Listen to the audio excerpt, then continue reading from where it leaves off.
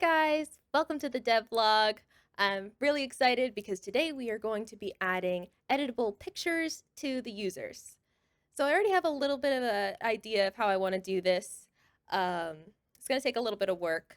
I'm basically going to have to change the variable I used for these users.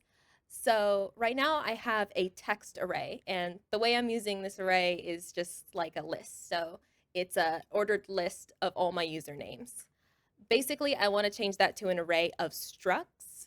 And a struct is just a really cool type of variable that lets you put other variables inside of it. So one struct can have text and an image, and that's what we want to do. So we'll start with that. So first, I want to find the blueprint that I created the original user's variable. So I think that's users save. Okay, this looks right. So before I go, I do want to tidy something up because I found this in the HUD folder, but I actually want to move this to the content folder. And I think that'll make it a little neater.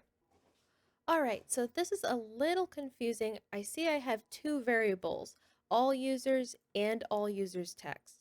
So I'm actually going to search for this first one to see if it even comes up in my code. All right, it looks like it doesn't, so I can actually delete that one. Sometimes when I'm figuring things out, I make duplicate variables, but I'll clean that up later.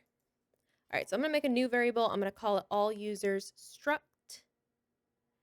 And normally I would just use this dropdown to set what type of variable it is, but for structs, you actually need to create an object in your content folder. So I'm going to make a structure, and this is basically the type of struct the variable is set to. So I'm going to name this suser_data, and inside of this, I'm going to want a name and an image. Oh, this came up on my other screen. Sorry about that. I know it just looked like I was kind of typing into the abyss there for a moment. Okay, so I got a name. I'm going to set that to a text type variable. And I'm going to make that an array.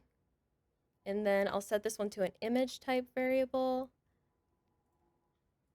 And I'll make that an array too. So then if I go back to my users save, if I can find it. All right, here we go. I can set all users struct to the suser_data. All right, let me just double check here to make sure this all makes sense and probably work. Okay, so I think I made a little bit of a mistake. Earlier I was saying that I should have an array of structs. I don't think I want each struct to have an array of both text and images. So I'm actually going to set these back to single. And I'm going to go over to my user save and set it to an array, just like all users text is an array. All right, awesome. First step done. We have created a struct array for all of our users. So now is the task of going through all the blueprints and replacing every reference of all users text. So I'm going to start in the start menu, and basically I'm just going to go through all my code and see where I put all users text. So welcome to the start menu. This is where a lot of the functionality for the main menu actually lives. This is where I coded it in. So I'm looking for anything that says all users text. I see user slot up here, but that's not all users text. Ah, a clue. Okay, so there's a little icon on top of this event. I don't know if you can see it, but it looks like a blueprint with a gear. That means it's being set by another blueprint. This event is being called by another blueprint. So I'm going to go see if I can find which blueprint is calling that event, because that one might have more references to all users text. Okay, how about this one? Okay, probably could have guessed that plot twist. User switch has all the users side of the main menu. So this will probably have it. Ooh, okay, this is a little unorganized. Sorry about that. I'll be trying to organize more in my spare time, but some areas are a little more messy than others. Okay, so I'm looking for all users text again. All right, so here I see an all users text and a for loop. So this I created to add a new, what we call widget for every name in the array. So for the create new profile menu and for the drop down menu, it will add a new widget for every name in the usernames array. And so it's going to give it the right text. And now we want to give it an image. So I'm going to replace this area first. All right, so this node is getting my users save. So I want to get my all users struct variable off of that. All right, so now that I have this variable, I want to get the text and images from it. So I want to try to break it because it's an array, it's not going to let me. All right, so new plan, let's do a for each loop, and I'm going to break the pin on that. There we go, and now I have both the text and the image, which I can use for like the icon and the text that comes up on the screen. And so, okay, so let's replace it. Actually, on second thought, I'm going to keep these plugged in. I want to erase all of my users in the users text array. Just kind of start clean, start fresh. So first, I'm just going to check if this works normally because, it's good to. Oh, oh no.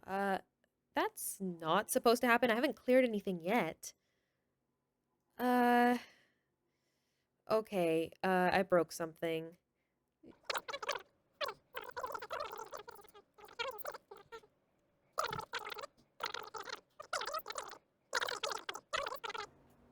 I'm gonna be right back. I'm actually probably gonna look through this video to figure out what I changed.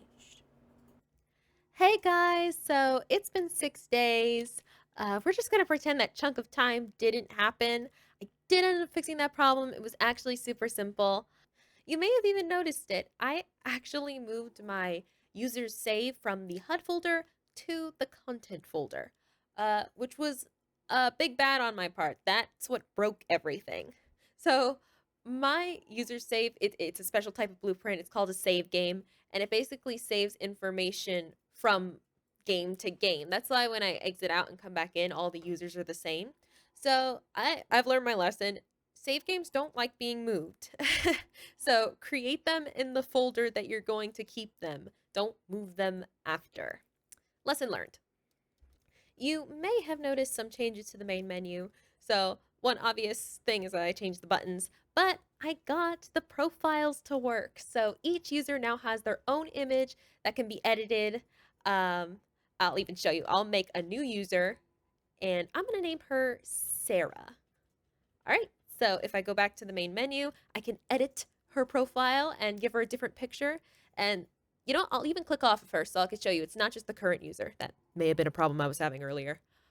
All right, and Sarah, and she has the teddy bear just like we gave her, and it will remember that for all the users. So I did end up changing all my all users text to all users struct throughout my code. And as you can see, that worked pretty well.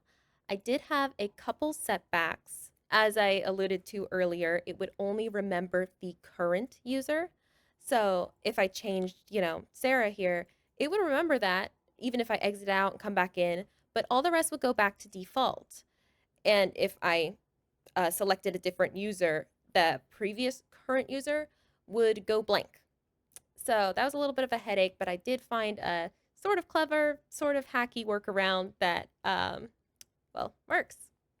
So if I go over to my users switch, and this blueprint widget, it has a lot of the code that makes the user side of the main menu run. So this does most of the heavy lifting when it comes to switching users and adding new ones and all that stuff. So I have this event over here called replace user data. This is being called from the image select, and that's that little drop down that lets you change whether it's a bear or a train or a gear. And it's calling this function replace user data. It's basically going to get the current username. So, if you're changing the information on Sarah, it's going to get Sarah's name with this new profile image. And over here, what this make s user data is doing, it's going to turn both the name and the new image into a new user and add that to the all users array. It's going to add that to the end of the list. Now, if you're following, that would make duplicate users. You'd have like one Sarah with a gear and one Sarah with a train. You don't really want that. That's what this function helps with, set current user. So I had the code for that down here. And this was primarily for switching users. But what I do is I am checking basically if the user you're switching to and the user you're switching from have the same name.